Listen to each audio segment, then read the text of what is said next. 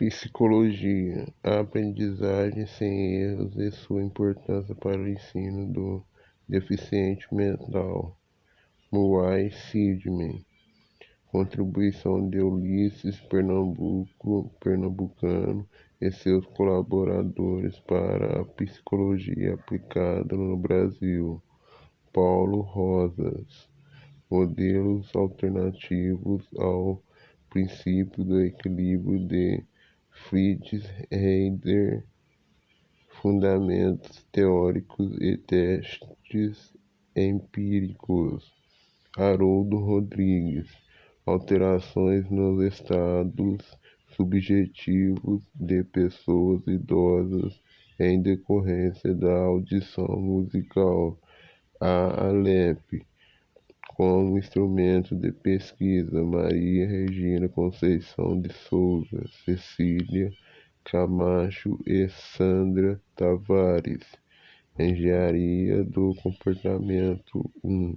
Introdução a uma pesquisa na área hospitalar. Evandro de Almeida Mauro. 2. Encontro de editores de revistas científicas. Revista Quadrimestral, novembro de 1985, ano 11, número 3.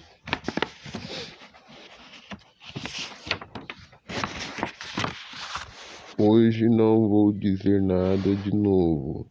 Às vezes, entretanto, é necessário retornar a princípios básicos.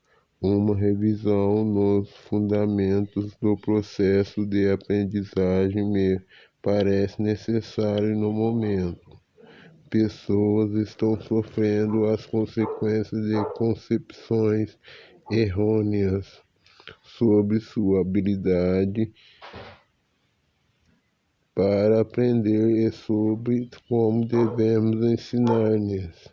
Essas concepções fazem com que nós, que não temos deficiências óbvias, sejamos ensinados menos do que somos capazes de aprender. Ao que são deficientes, em geral, absolutamente nada lhes é ensinado.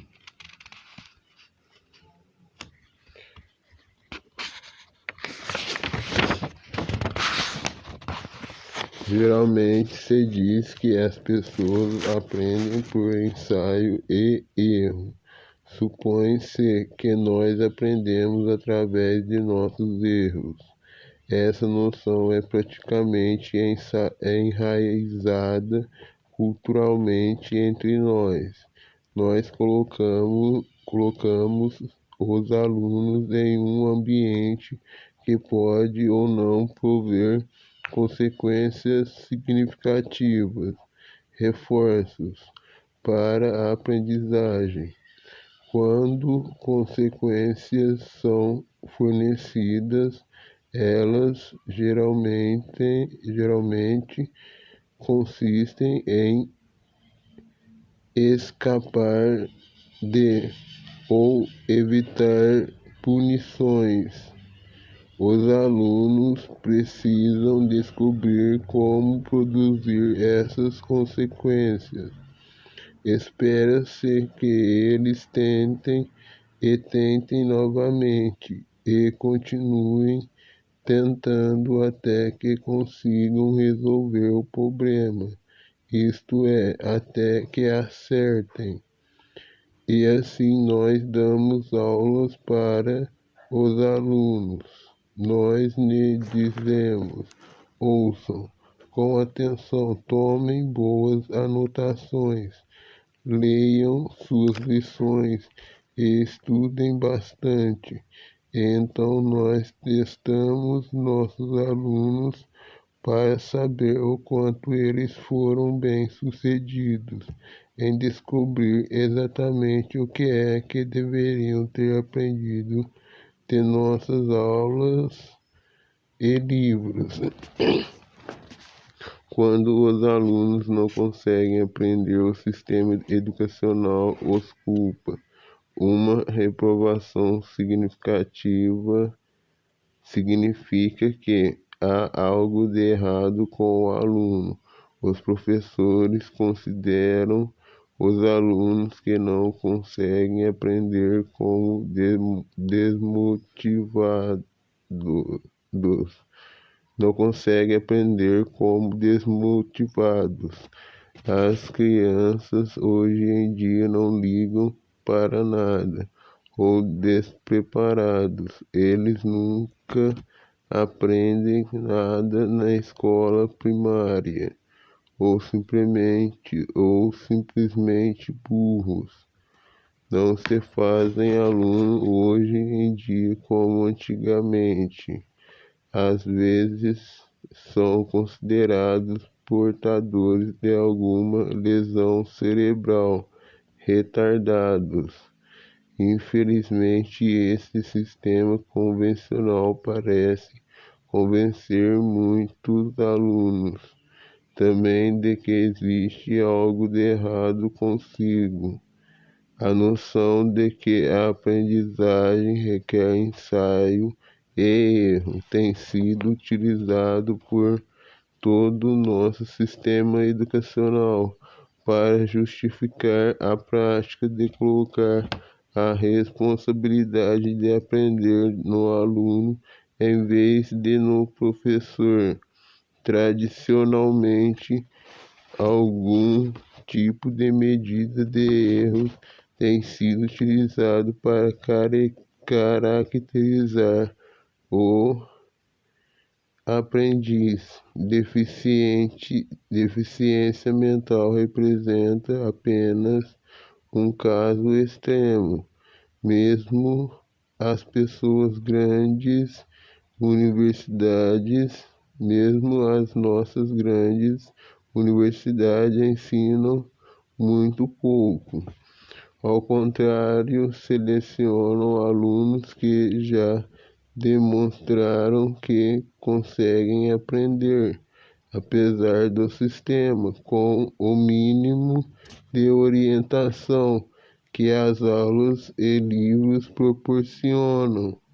Quanto mais aperfeiçoado é esse processo de seleção, mais a universidade se considera livre de sua responsabilidade de ensinar.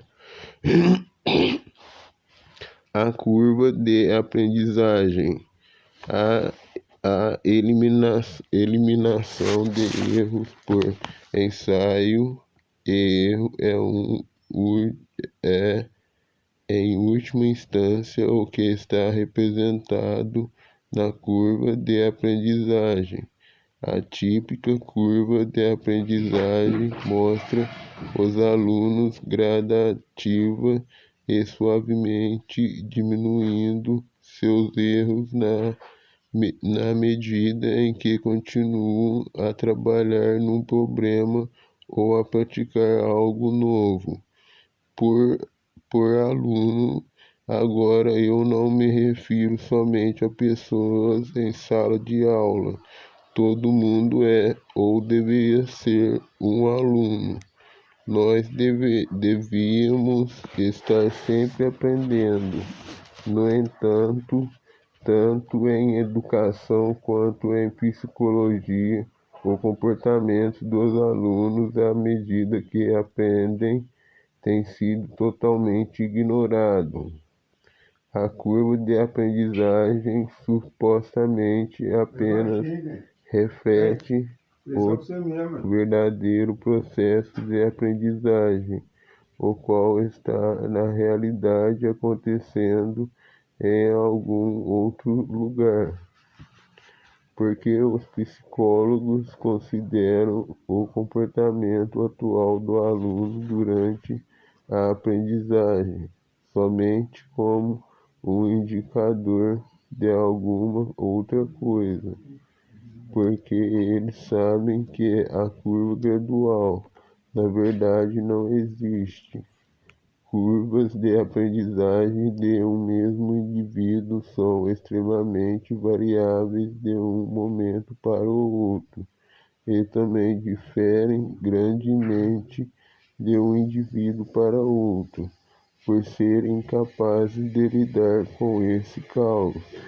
Os pesquisadores constroem curvas de aprendizagem suaves e bem regulares, tirando a medida de vários indivíduos. Eles consideram que as irregularidades refletem acidentes de interferências casuais, retratam como artifícios as grandes diferenças entre os indivíduos. A medida aritmética esconde diferenças individuais e permite que sejam ignoradas. A curva suave, apesar de não representar nenhum indivíduo, é também considerada como representativa do processo de aprendizagem real.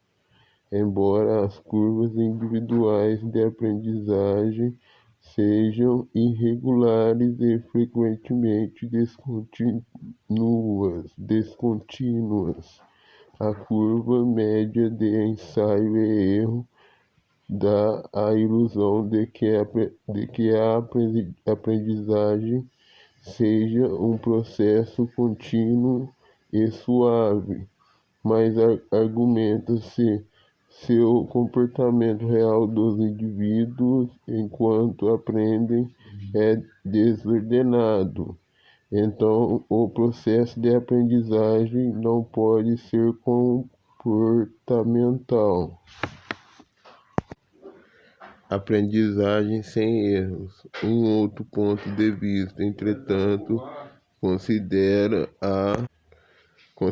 que a aprendizagem não apenas se reflete no comportamento, mas consiste em mudanças no próprio comportamento, em relações observáveis entre características do comportamento e características do ambiente. De acordo com esse ponto de vista, a variabilidade nas curvas individuais de aprendizagem não obscurece o verdadeiro processo de aprendizagem, mas é o verdadeiro processo. Tão vagarosa ou tão rapidamente como desejarmos. Uma consequência desse enfoque é a noção de que curvas de aprendizagem clássicas medem professores, não alunos. Elas avaliam técnicas de ensino. A aprendizagem ocorrerá se o professor estabelecer contingências eficazes. Se a aprendizagem é a responsabilidade dos professores em vez dos alunos, qual é então o significado dos erros que os alunos fazem? Serão os erros partes necessárias do processo de aprendizagem. Encadeamento de trás para frente, back-channeling. Vamos considerar um exemplo de ensino eficaz. Suponhamos uma criança que quer aprender a amarrar seus sapatos. Quer significa que amarrar seus sapatos será reforçar para ela. Como fazer para ensinar-lhe? Simplesmente deixamos que ela tente, ou talvez devamos mostrar-lhe uma vez e esperar que de algum modo ela seja capaz de repeti-lo sozinha. É assim que a maioria de nós aprendeu. Isso exigiu um esforço considerável e muitos de nós paramos de tentar até ficarmos mais velhos, mas aqueles que aprenderam desse jeito certamente não foram ensinados, fizeram por si próprios, por si só. Um professor competente poderá dividir a tarefa em pequenas partes e tentar conduzir a criança desde o começo até o final. A maioria das crianças aprenderá mais rapidamente dessa forma, e porque elas erraram, errarão menos, menos desistirão, menos desistirão. Um professor ainda mais competente, entretanto, conduzirá a criança não do começo ao fim da tarefa, mas do fim ao começo. Esse professor começaria dando um laço no sapato, quase em um laço no sapato. Ó. Esse professor começaria dando um laço no sapato quase que completamente, pedindo à criança para completar a tarefa, somente apertando os laços finais.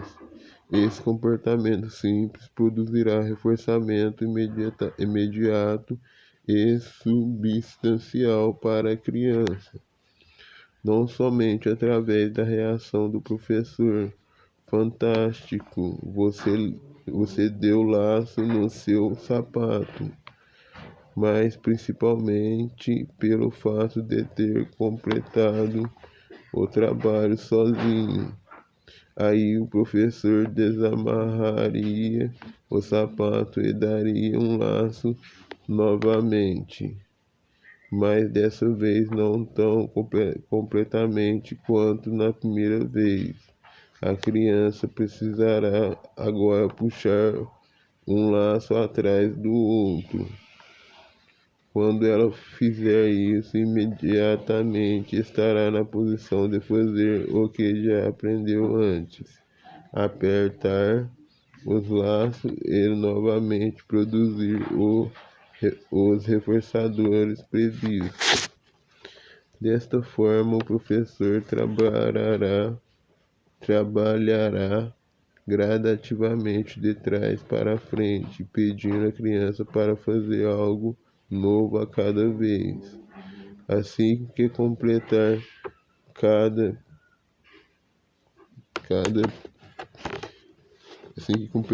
cada pequeno passo, a criança se encontrará sempre na posição de fazer o que já aprendeu anteriormente e será capaz de terminar o resto da sequência corretamente. Essa é a técnica de encadeamento de trás para frente, bastante eficaz para ensinar habilidades que consistem em cadeias de comportamento, nas quais a oportunidade de completar etapas posteriores depende da conclusão correta das etapas anteriores. Um aspecto extraordinário do encadeamento de trás para frente bem feito é que a criança passa por todo o processo sem fazer erro algum. O processo quase sem erros o tempo todo. Termina com a criança dando o laço no seu sapato. Completamente. Isso é o ensino verdadeiramente. O que acontece se a criança comete um erro enquanto está aprendendo através de encadeamento de trás para frente?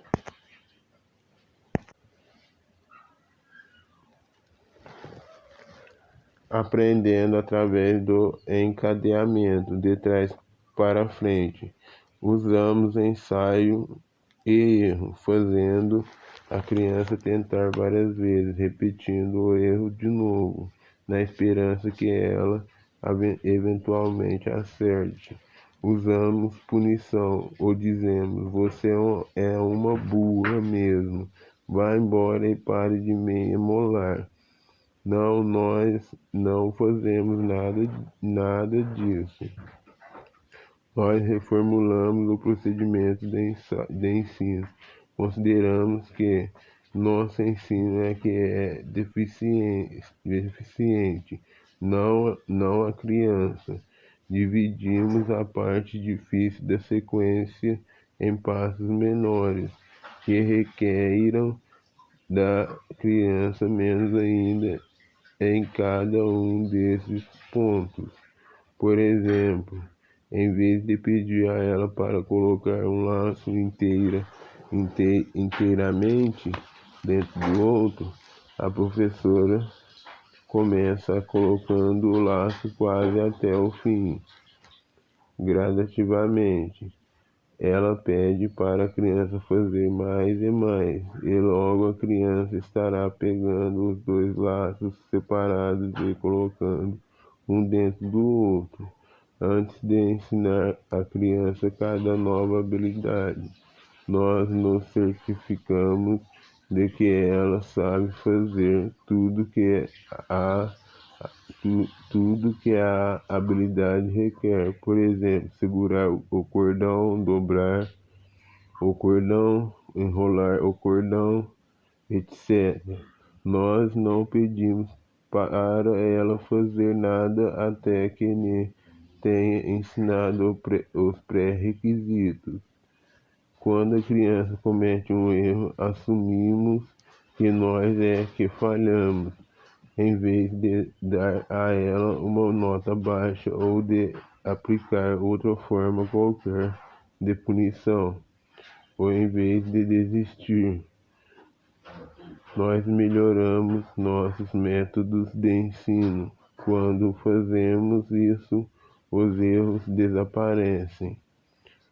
Uma relação de causa e efeito é facilmente demonstrável. O aprendiz comete erros. Nós mudamos as técnicas de ensino. O aprendiz para de cometer erros. Um lembrete: se não existem erros, o que acontece com a curva de aprendizagem clássica? Aprendizagem simples com animais. Tomemos um outro exemplo, a chamada aprendizagem simples que os animais apresentam. Um rato de laboratório é colocado em uma câmara que contém uma barra. O animal que não come há algum tempo pode conseguir uma pequena pelota de comida cada vez que pressionar a barra, mas ele tem que aprender a fazer isso. Se ele é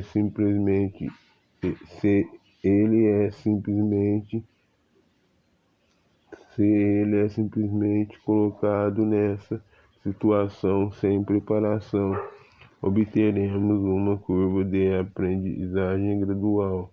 Inicialmente, ele pressionará a barra apenas esporadicamente, mas depois começará a pressionar cada vez mais frequentemente até que estará produzindo comida o mais rápido possível. Nos experimentos originais de Skinner, entretanto, as curvas de aprendizagem não eram graduais. Skinner, 1938. Os animais aprendiam de repente, de uma maneira tudo ou nada. Desde o início, eles pressionavam a barra frequente e continuamente.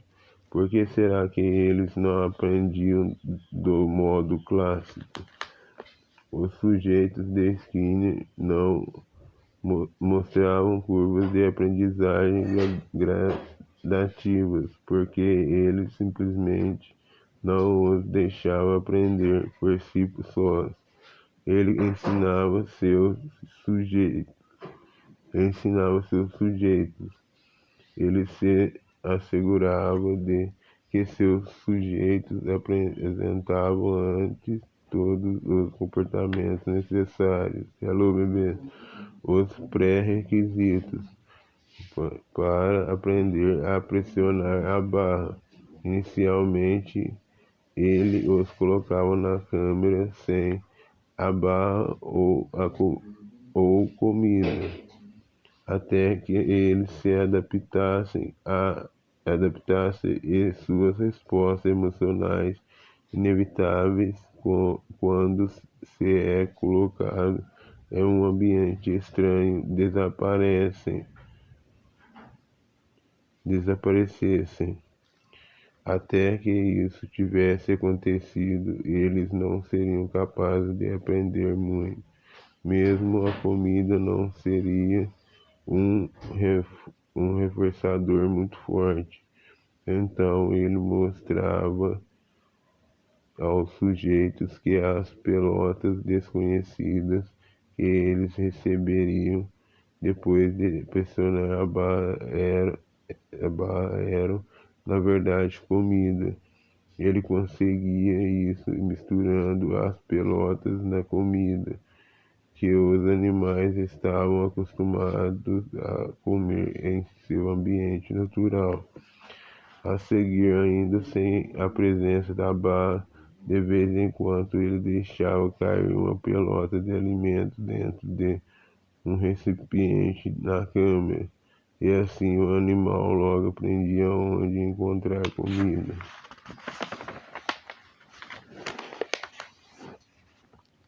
Em seu novo ambiente, ao mesmo tempo, o animal aprendia quando a comida estaria disponível.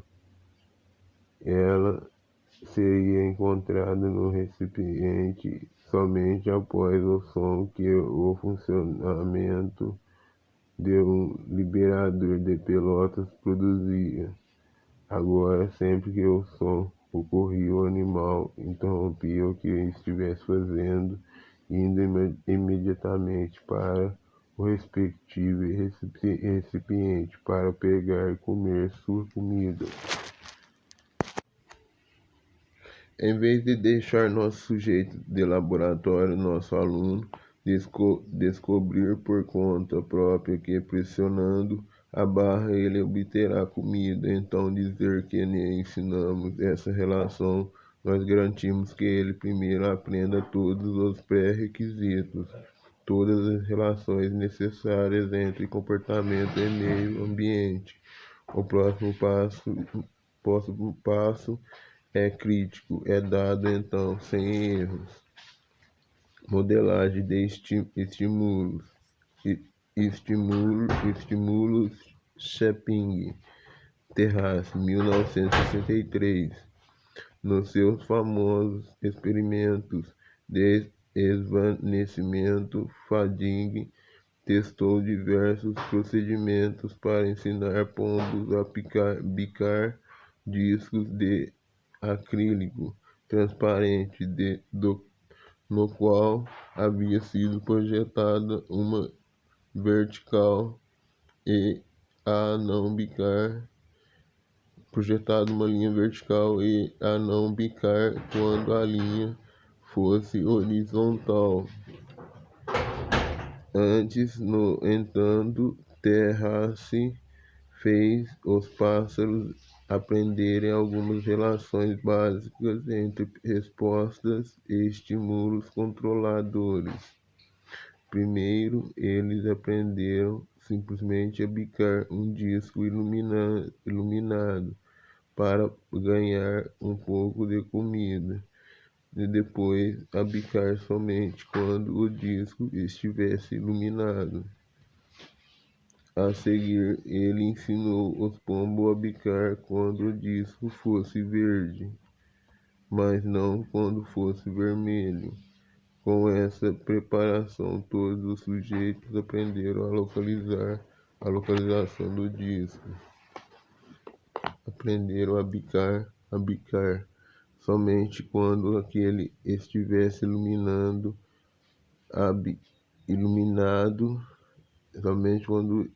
estivesse iluminado, bicar somente quando fosse verde. Aprenderam onde encontrar comida, a procurar comida somente depois do dispensador ser acionado, a comer a comida rapidamente, etc. Então, com o comportamento do aluno do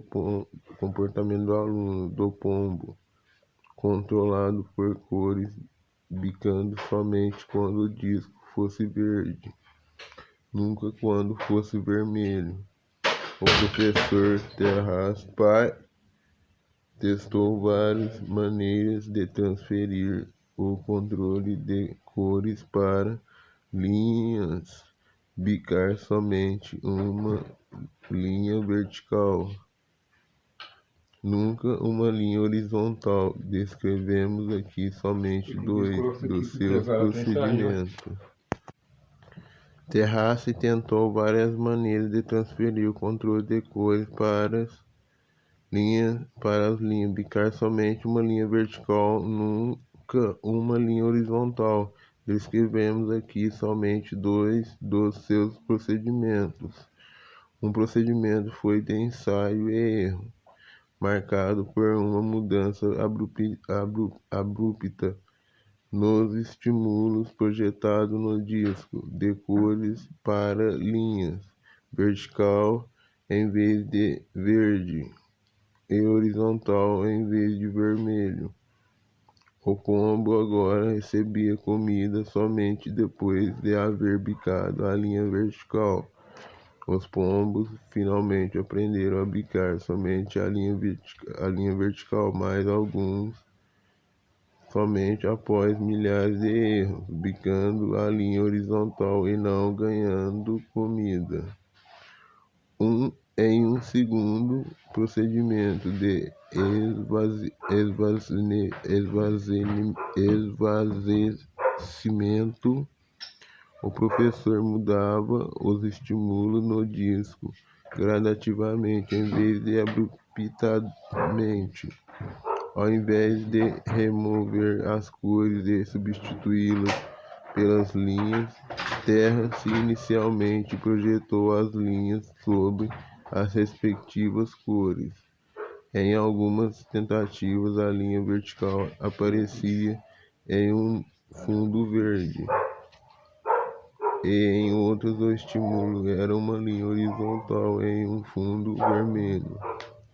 Nesse estágio, os pombos ainda podiam bicar corretamente, baseando-se apenas na cor de fundo. Então as cores gradativamente desbotaram, esvanecendo-se a cada tentativa, até que o fundo se tornou branco e somente uma linha vertical ou horizontal permanecia projetada. Nessa situação, os pombos também aprenderam a bicar somente a linha vertical, mas em vez de cometerem milhares de erros durante o processo de aprendizagem, eles não cometeram nenhum. Mesmo após o fundo colorido ter desaparecido completamente, eles nunca bicaram a linha horizontal. Contrariando todas as concepções existentes, isto foi chamado aprendizagem sem erros. Não simplesmente de uma nova resposta, mas de uma nova discriminação, de uma nova relação entre o comportamento do aluno e aspectos do seu ambiente que previamente não possuíam nenhum significado. Para ele, vertical significa que bicar produzirá comida, e horizontal significa que não produzirá. Pode-se dizer que os pombos adquiriram um novo conhecimento sem nunca terem errado. E o que poderíamos dizer sobre ensaio e erro? E sobre eliminação de erros como parte da aprendizagem? e sobre a curva de aprendizagem. Seu aluno pode aprender sem erro os conceitos de ensaio e erro, aprender com seus próprios erros, e a própria curva de aprendizagem se tornam becos sem saída do ponto de vista teórico. Podemos, é claro, aprender com nossos erros, como a maioria de nós tem feito, mas a aprendizagem não precisa ocorrer deste modo. Estes experimentos foram feitos em laboratório com animais. Esses fatos não devem afastar professores e clínicos da importância da aprendizagem.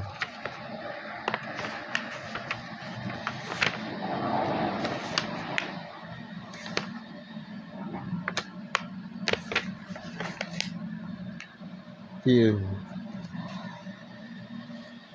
Monumentos em homenagem aos pombos de terraço deveriam ser construídos na frente de todas as faculdades de educação, independentemente de onde se dá a aprendizagem, não importando quem seja o professor ou quem seja o aluno. O fato de que ela ocorre exige uma reorientação básica de nossas noções sobre a aprendizagem. Aprendizagem sem erro e aprendizagem gradual são incompatíveis. Aprendizagem sem erro prova que o processo de aprendizagem não é gradual e sim descontínuo, do tipo tudo ou nada. A curva de aprendizagem gradual não existe, é um artifício, o resultado de controle inadequado sobre o processo de aprendizagem. A técnica do esvaecimento tem a virtude especial de mostrar que o processo contínuo é, na verdade, localizado não no aluno, mas sim em seu ambiente. O ensinar é gradual, o aluno aprende de repente. A continuidade reside no comportamento do professor, não no do aluno.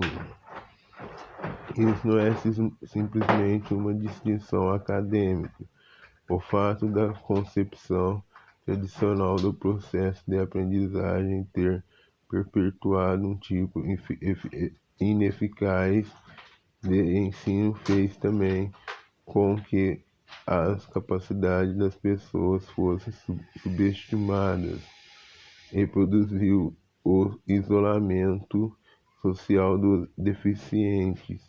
Os experimentos de Terrace mostraram mais claro do que jamais foi visto antes que o ponto principal da aprendizagem é o ensino, que o arranjo cuidadoso das contingências ambientais pode eliminar erros e acabar de uma vez por todas com a velha curva de aprendizagem. Reconhecer isso implica mudar.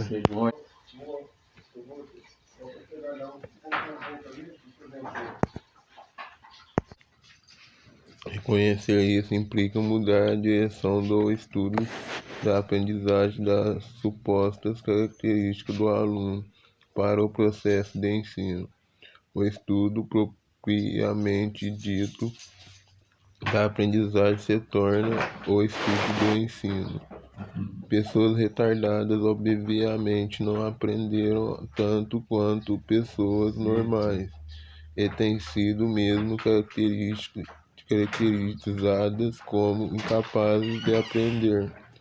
Esta é basicamente a definição de retardado mental.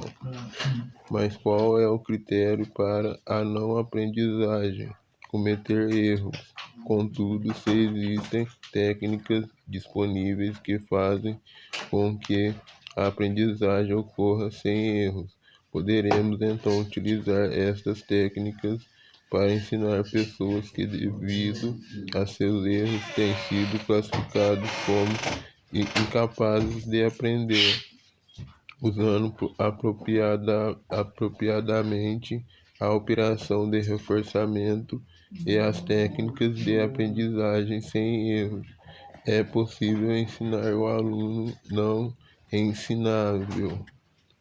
Como era de se esperar, a metodologia existente disponível para ensinar o deficiente mental foi revolucionada pelos procedimentos de encadeamento de trás para frente. Por exemplo, Bigelow, 1972, esvaecimento e modelagem de títulos. Por exemplo, Sidman e Stoddard, 1966 a 1967, Touchet, 1968, e outras técnicas mais avançadas para ensinar sem erros, como equivalência de estímulos, equivalência. Por exemplo, McKay e Sidman, 1984, McDonagh, Ivan e Stoddard, 1984, Sidman, 1971 a 1977. Treinamento por exclusão training, por exemplo, Dishon, 1978, Ivan e Stoddard, 1981. A prática, entretanto, tem ficado bem atrás das possibilidades tanto teóricas quanto empíricas. Escolas e faculdades de educação, frequentemente encorajadas pelos departamentos de psicologia, continuam a formar professores que desconhecem essas novas concepções. Instrução programada. Todos os métodos de ensino sem erros são parte de um campo maior, o de instrução programada. A eficácia da instrução programada se baseia em um princípio muito simples. Primeiro, ensinar todos os pré-requisitos, todas as relações comportamento-ambiente necessárias para que ocorra a nova aprendizagem. O aluno então avançará a cada novo passo sem erros. Isso tem sido demonstrado dentro e fora do laboratório com animais, com alunos intelectualmente retardados e com portadores de outros tipos de deficiências, com crianças e com adultos altamente inteligentes. Por exemplo, Roland, 1965, Roland, Solomon, Doron e Frisa, 1976, Sidman, 1970, Skinner, 1968, Stoddard, 1982. De novo, a prática não se manteve em dia.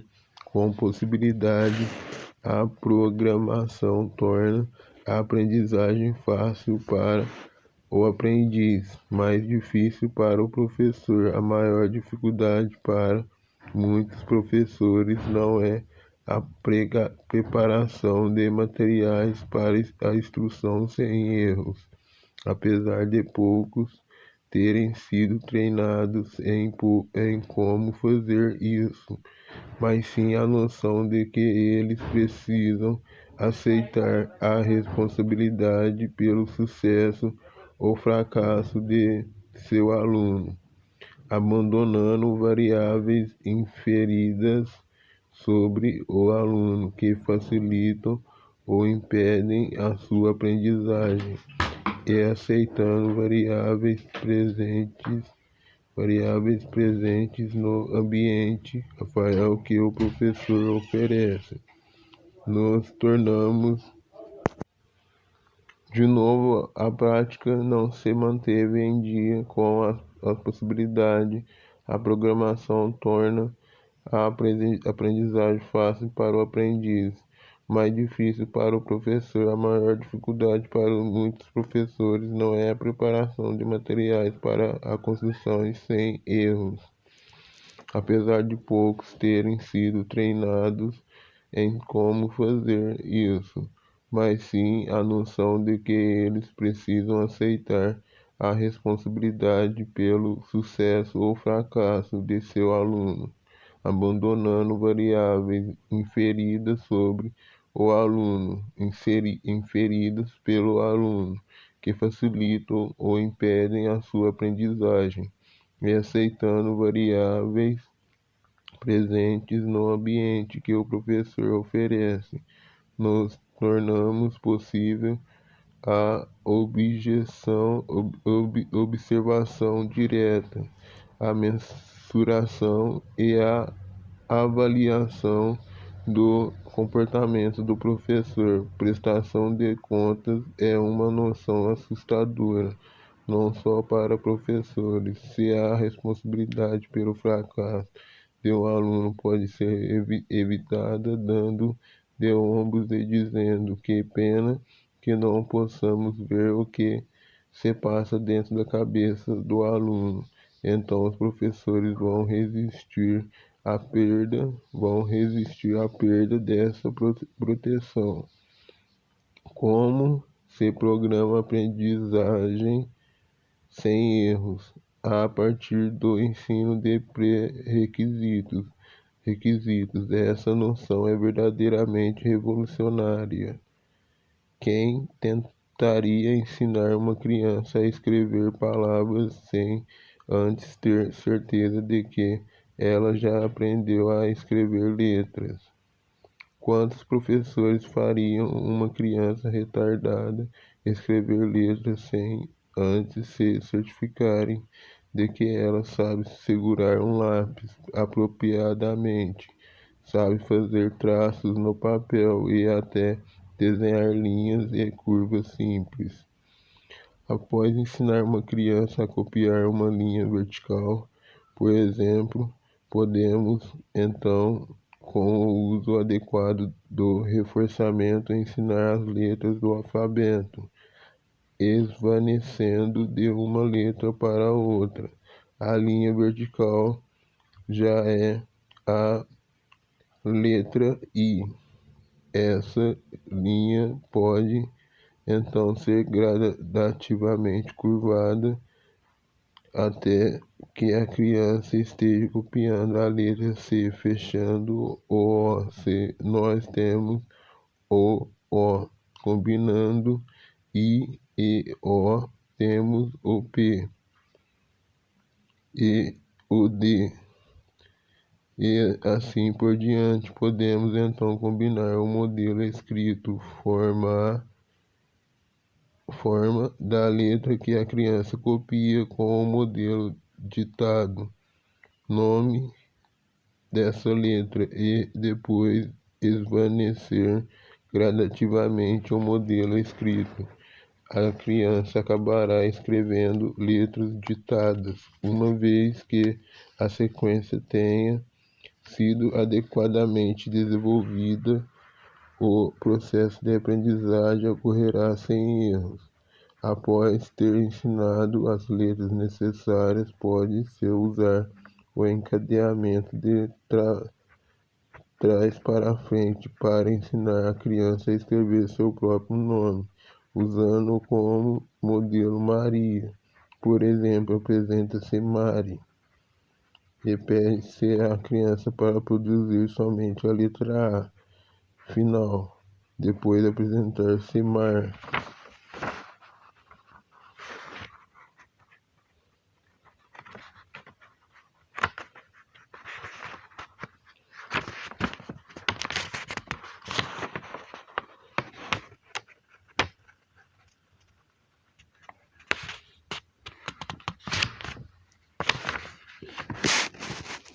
Ma, M, e finalmente tudo, colocando uma A para completar com ria e M completar com aria.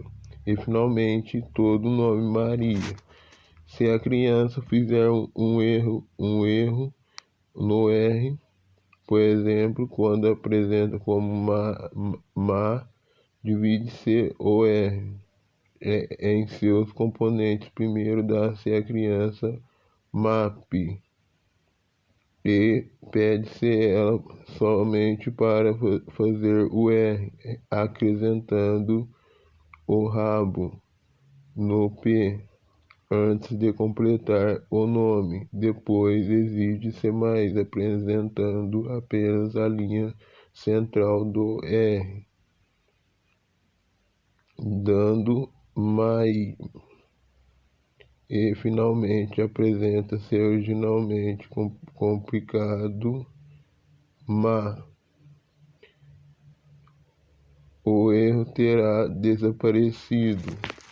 Pode-se também programar matérias mais complexas antes de ensinar multiplicação e divisão. Por exemplo, ensine-se adição e subtração. Pode-se mostrar então que multiplicação consiste em adição repetidas e divisão nada mais é do que uma subtração repetida, ensinando os pré-requisitos antes. Pode-se então ensinar multiplicação e divisão sem erros.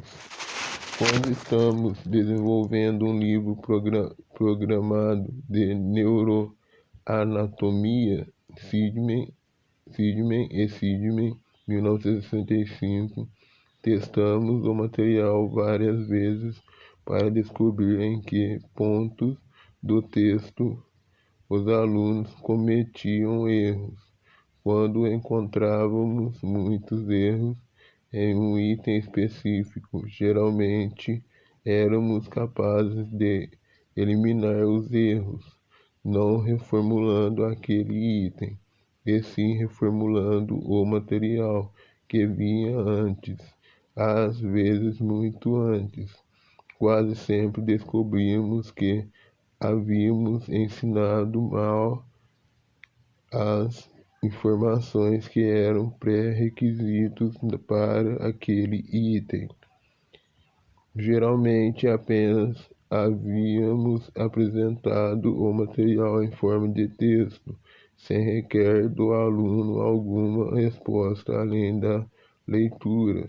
Diante daquele material, completar um diagrama, analisar um corte do cérebro, etc.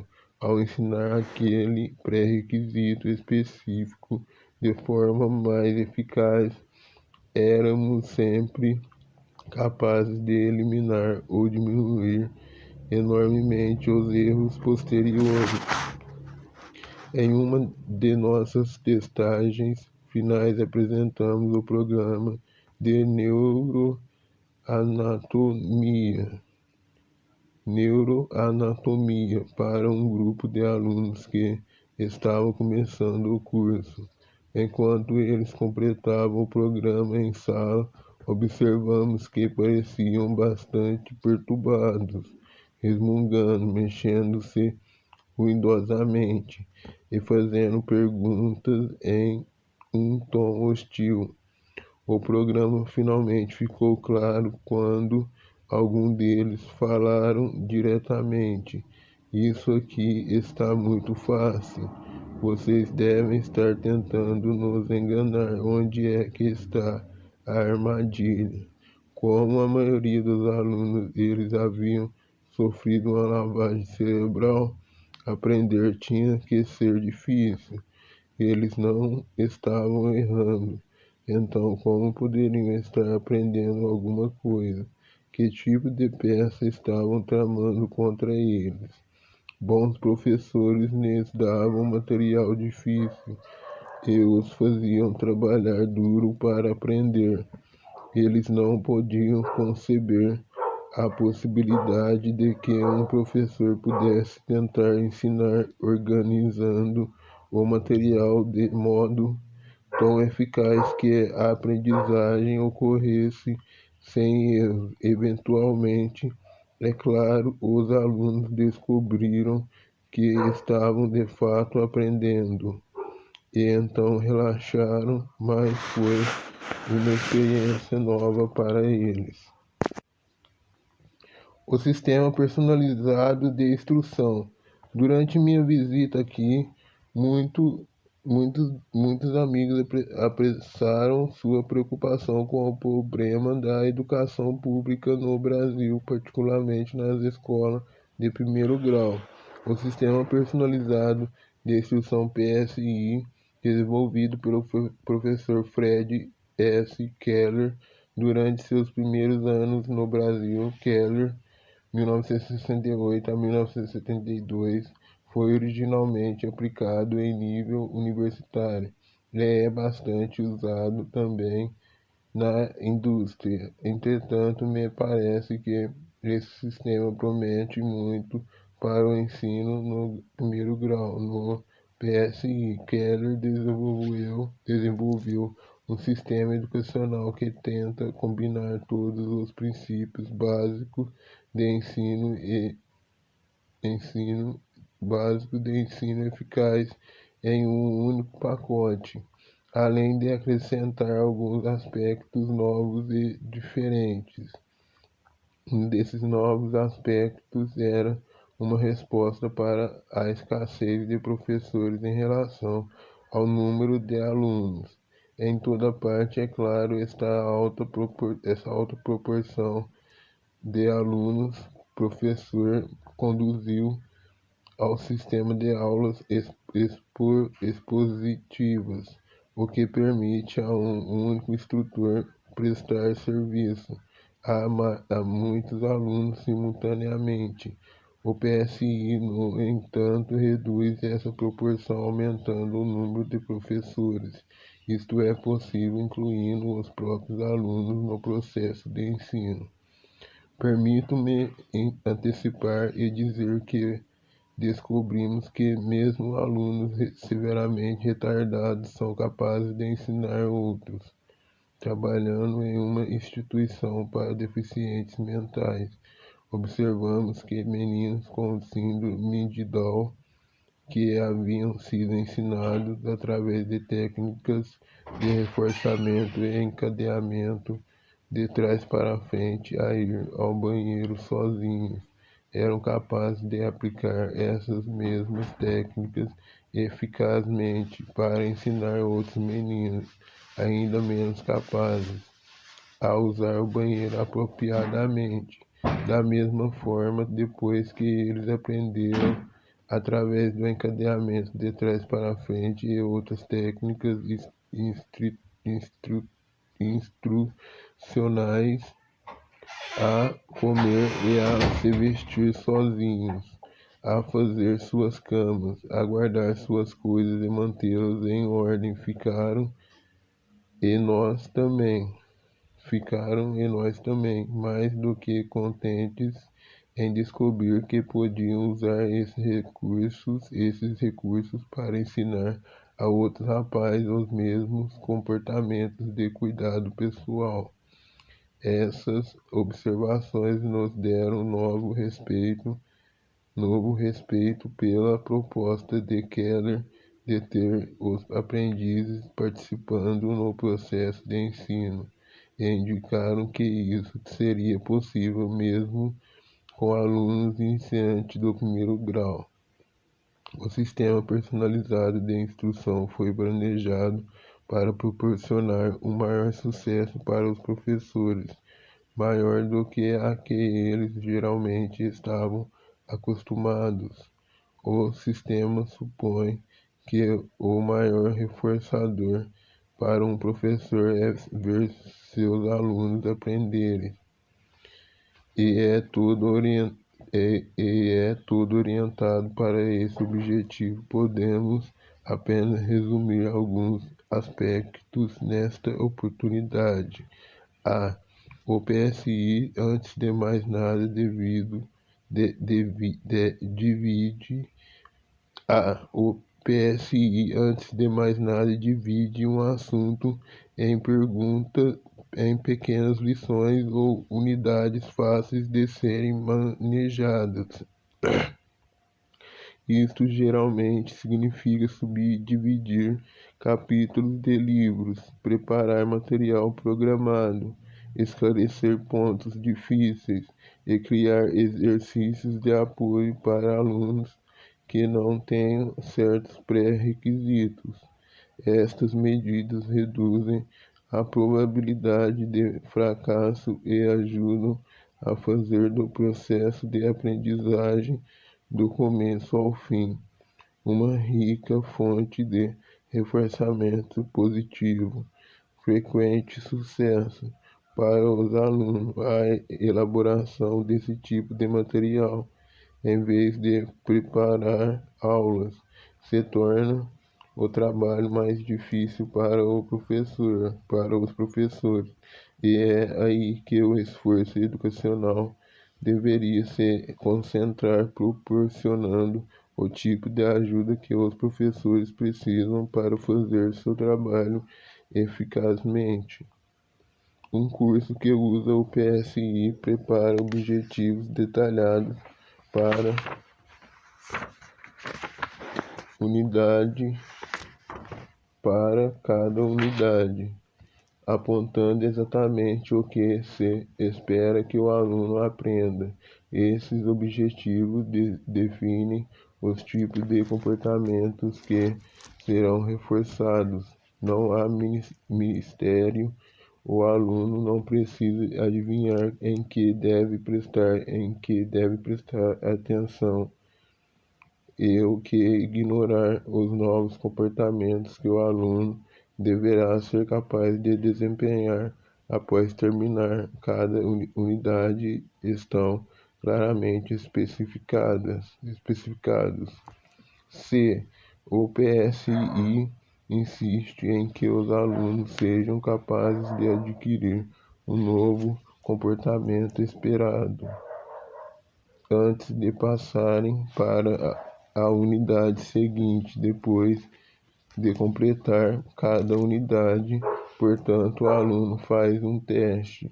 O sistema existe um alto nível de desempenho, não somente uma nota suficiente para passar, e obtém isso nos testes de cada unidade.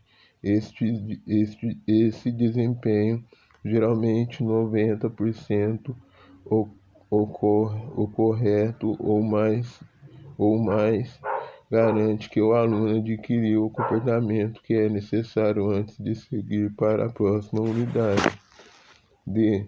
Como se garante que uma nota tão alta será alcançada no teste? Quando o aluno tira uma nota mais baixa do que o critério, ele vai imediatamente consultar um monitor. Outro aluno que já passou pelo curso com sucesso voluntariou-se para ser monitor e recebeu treinamento especial para isso. O monitor determina que pré-requisitos o aluno precisa aprender para corrigir seus erros no teste e recomenda-lhe o material a rever antes de fazer o teste. Os testes, portanto, podem ser repetidos inúmeras vezes em versões diferentes, é claro, exceto em circunstâncias especiais, como quando o repertório de um aluno é bastante pobre. O sucesso eventualmente ocorre sem grandes problemas. E os alunos fazem cada teste quando sentem que estão preparados. A correção é imediata, não há atraso no reforçamento. O encontro com o monitor, quando necessário, ocorre logo após cada teste. Os alunos, portanto, podem progredir no seu próprio ritmo, por mais devagar que seja seu ritmo. O aluno é limitado apenas pela quantidade de material a ser coberto no tempo reservado ao curso, por exemplo, um semestre. Fora isso, cada aluno pode completar o curso no tempo que seja mais conveniente para realizar todas as unidades. Isso permite levar em conta as variações no background educacional dos alunos sem penalizar ninguém. Foram acumulados mais dados sobre o PSI do que sobre qualquer outro sistema educacional jamais proposto. Por exemplo, Keller e Sherman, 1982, Sherman, Husky e Sembe, 1982, e todos mostram que é um enorme sucesso a mensuração dos resultados e as modificações feitas com base nessa mensuração são um aspecto básico do sistema. Neste caso, também, a aprendizagem é vista como um comportamento que pode ser medido e, portanto, que permite uma prestação de contas. Isto amedronta aqueles que, na comunidade acadêmica, estão acostumados a se esconder atrás da estatística das curvas normais. O sistema é orientado para uma aprendizagem bem-sucedida, não para uma curva normal. A distribuição das notas tem o pico nas notas mais altas. A nota mais frequente nos cursos de PSI é a mesmo é o me, a, mesmo se o exame final for igual ao que é dado em cursos ensinados de outras formas. Muitos professores não podem acreditar que se possa ensinar tão bem que a maioria das notas obtidas pelos alunos sejam as. Cursos de PSI, entretanto, não são populares em nossas universidades. Universidades são raramente encontrados nas escolas primárias e secundárias e são desconhecidos em educação especial. O Brasil, frente à necessidade de restabelecer sua estrutura de ensino de primeiro grau, lucraria muito instituindo o PSI e explorando sua já demonstrada eficiência.